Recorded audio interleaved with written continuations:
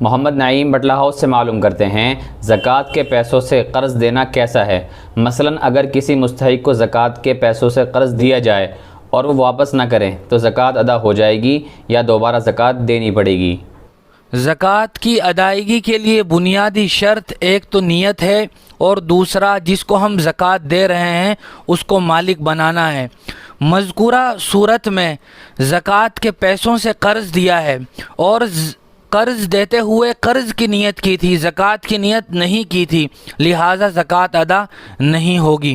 زکوٰۃ کی ادائیگی کا طریقہ یہ ہوتا ہے، اگر ہم نے پہلے سے کسی کو قرض دیا ہوا تھا، اب ہم چاہ رہے ہیں کہ وہ قرض دی ہوئی رقم زکوٰۃ میں ادا ہو جائے، تو صرف نیت کر لینے سے وہ رقم زکوٰۃ کی ادائیگی کے لیے کافی نہیں ہوگی، بلکہ ہم اسے جتنا بھی زکوٰۃ دینا چاہتے ہیں اتنی ہی رقم ہم اسے دیں،